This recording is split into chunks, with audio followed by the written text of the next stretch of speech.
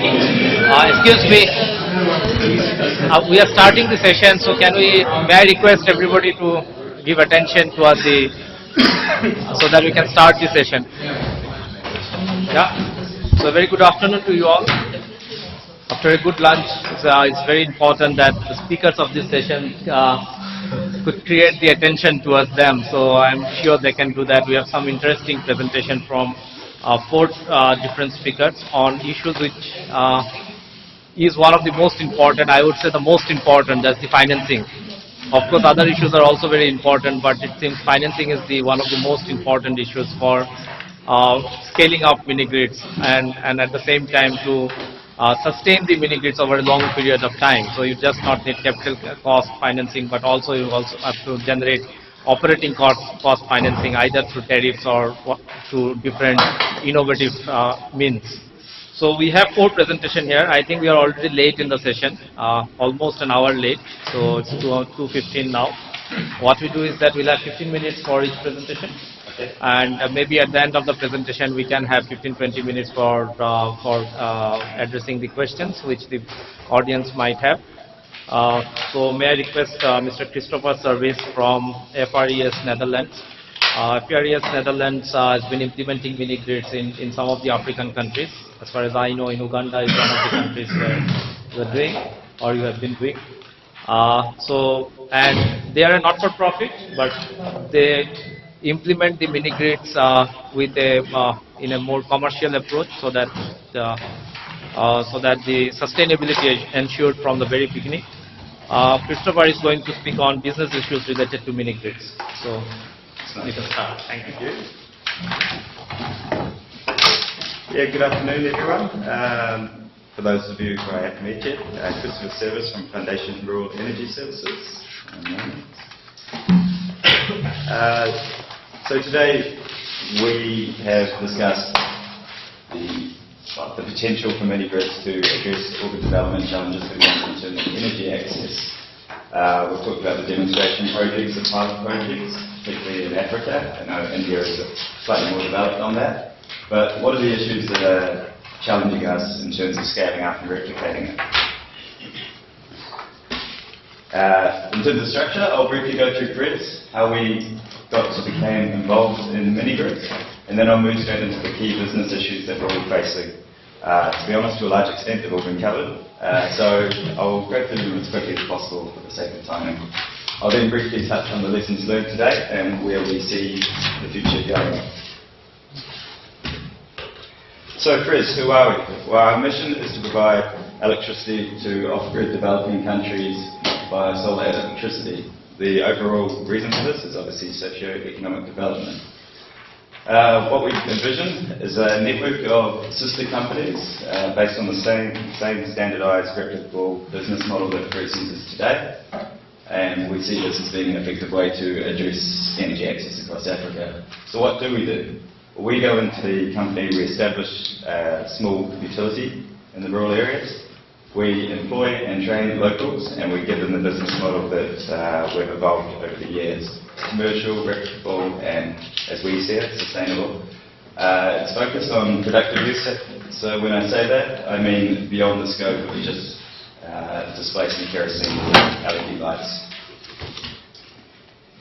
So a little more detail about the business model. It's a fee-for-service model that is adaptable to the local setting.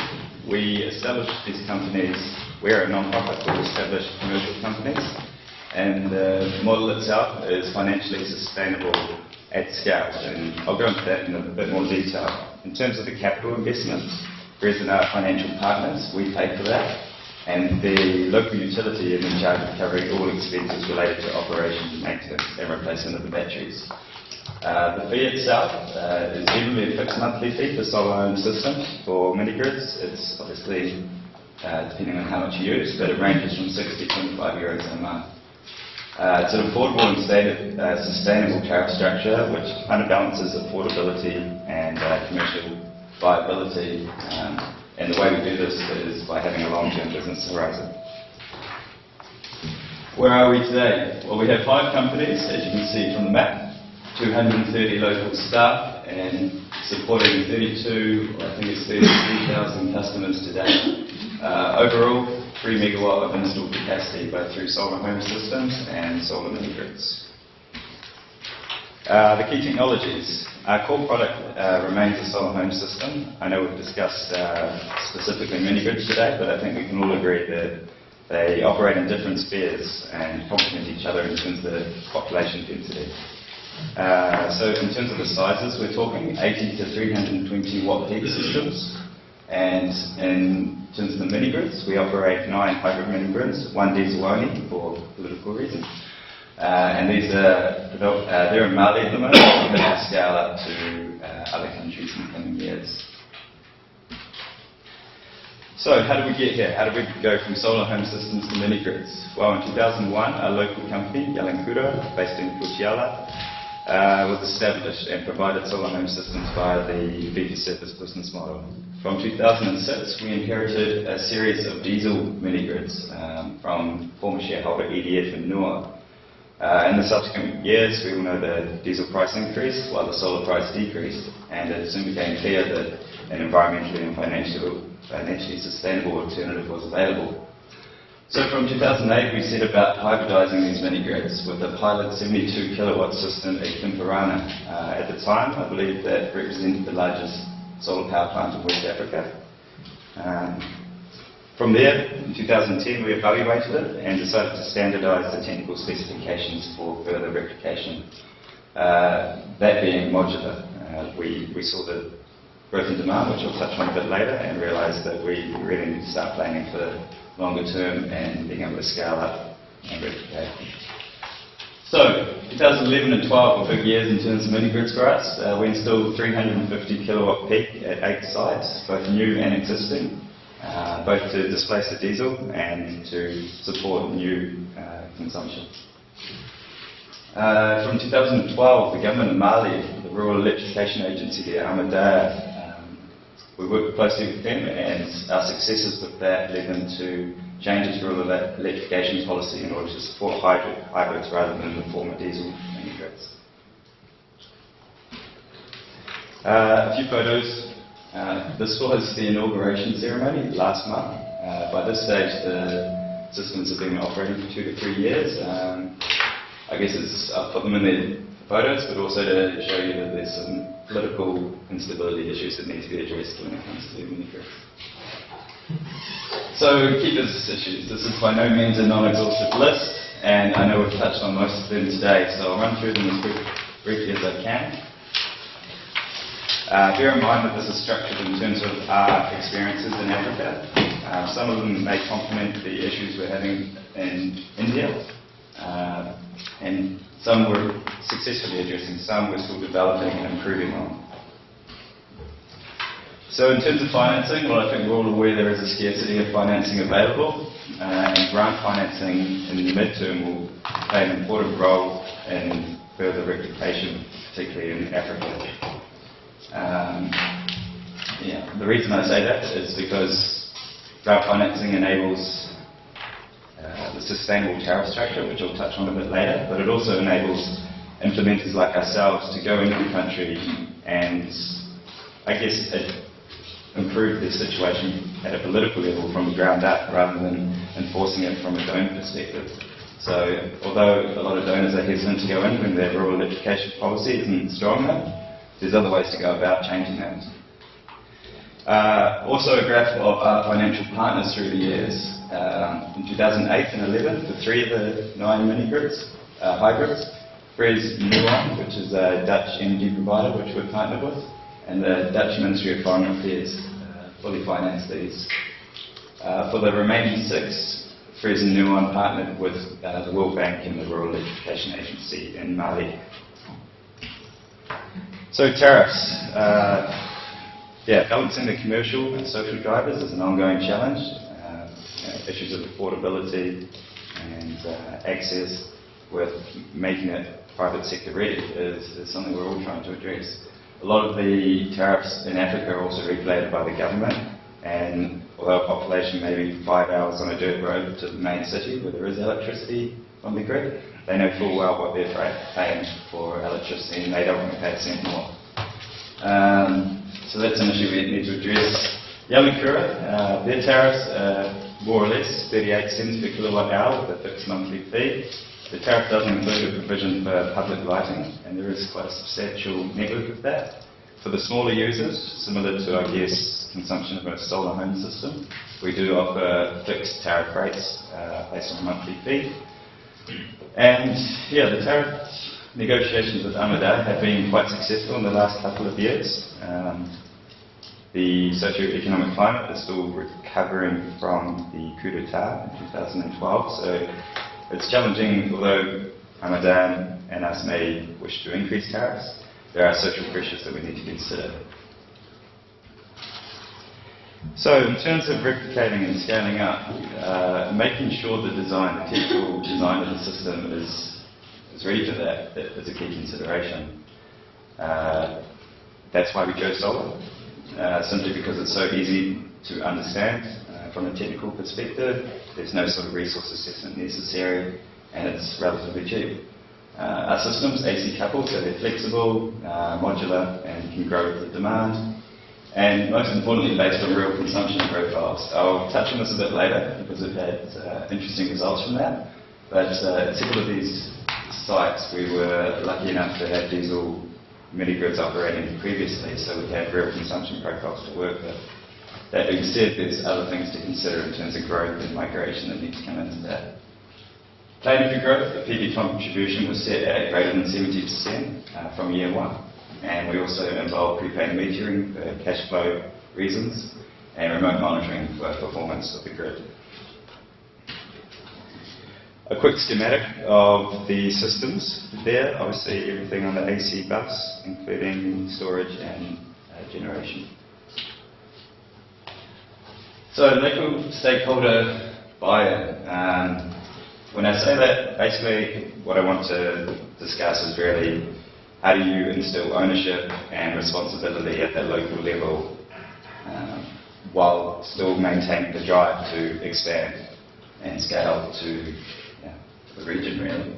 A key element of dealing with this is either through community ownership, which I think was touched on particularly in India. We ourselves have chosen a commercial utility approach. We maintain kind of control and guidance, but they have the responsibility for the successful running of the system. That also instills, I guess, local capacity in terms of the technical aspects. Lots of training is involved with our partners, and when I also mention ownership, I mean in terms of the government. We partner with Amadea, the rural education agency there, and it wouldn't be possible without that, obviously. The end user as well. Before we start operations in a new grid, we set up a village energy committee, and they essentially are in charge of dispersing information to the wider masses on what to expect from electricity and making sure everyone's on the same page with what we can actually provide and what we can't. So, managing growth and demand. This is something we're still tackling, I guess. From 2006, you can see the demand per person has increased significantly to over 300 kilowatt hours per year for the average mini-grid client. And when you're thinking about design and scaling up, I think it's a critical element to make revisions to growth. Demand-side management is the other side of the coin, and also energy efficiency comes into play. We have the example in Guinea-Bissau where we're researching to replicate some of the mini-grids there. They had electricity 25 years ago when the Russians were there. Since then they've had no electricity, but they do have 25-year-old appliances which, as soon as the electricity comes, they want to plug in. So we ourselves are a utility company, a local company, so it's something we need to address, but as we're not the specialists, we need to partner with someone in terms of energy efficiency in the future. Monitoring and evaluation. I think, as we all know, there's no point installing a system if in 5 years it's not running. A key element of that is who's using the demand, when they're using it, whether it's a day or a night time, and how that influences your technical design. Hours of operation also feeds into it, and what are they using it for? High current appliances, particularly on certain sections of the grid can lead to huge grid losses and reactive power. Phase balancing is another issue, so as I'll touch on a bit later, I think it's a key element to keep in mind that you really do need to have experts. And when I say experts, I don't mean our local operator, I mean external experts who manage grids and know how it works and to provide ongoing training, advice and consulting. So, I'll explain this a little further. This is some of the monitoring that we've received from the Nana village. This is a 50 kilowatt site in Mali. What you'll see there in red is a design load. The systems were originally designed for nighttime use only, and that was largely due to the fact that diesels were only operating, the former diesel generator was only operating from 4 till 11. In reality, 2 years later, Amadea insisted that we provide 13, 14 hours of coverage, which does have its implications, and as the graph points out, there's a huge peak during the day. And on first glance, it may look like a rather terrible situation, but in reality, what we have here is a huge increase in the demand that we didn't expect during the day, and that's productive use primarily. So in terms of scaling up and supporting more growth, that's a positive. It means we need less storage and we can just scale up with PV, which is the cheapest component of the mini grid. And strong partners. I think it's important when we're considering the long-term future of these mini grids and reducing energy access is to make sure that we're specialising. There's no point trying to do everything. We ourselves are the utility, and Fres, as the, overall owner, is our speciality is starting up these companies and training them, etc. What we do miss is the technical expertise, and that's where we're partnered with Alianda, a Dutch grid and distribution network provider, and they have ongoing cooperation with Yalankura and training, and have been instrumental in reducing our technical losses further. Another aspect of partnerships is making sure that they understand the local context. Obviously India and Africa are different, but making sure that you have experienced practitioners in these environments is a key issue. For instance, during the Mali coup d'etat, we had 6 hybrids in transit. They got stuck in Senegal for 3-4 months before the local Yalankura, the local press company, and Zontes, which was a key supplier that won the tender for the 6 mini grids, came to an agreement that even though the situation wasn't the best, they were happy with the risks involved and went ahead and finished the project during the political upheaval. And a long-term vision. There's no point partnering with people that don't have the same sort of vision. And when I mean that, I mean return on investment. If you're trying to partner with someone that wants a return of 5 years, you're going to need to wait a few more years before that's possible, I think. And again, support from the national and local government was a key aspect that we found successful. Challenges and lessons learned. Well, I think I've basically gone through most of this. Tariff negotiations to get to that affordable, sustainable level are ongoing, and remote monitoring for system performance is something that we're really looking to tackle. In Mali, we've had some issues with connectivity to get the data from Mali to Europe, so we're now setting up a local station and doing it more manually as a backup, and also to build technical capacity on the ground to understand the systems a little better. Energy efficiency and demand side management are going to be key issues that we're going to need to look at in the coming years. I think that is it really. Quick plug of our partners, Nuon being a key corporate partner, and where possible we try and partner with the national governments. Thank you.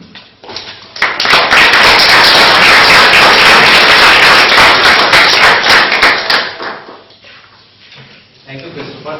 Just in taking time.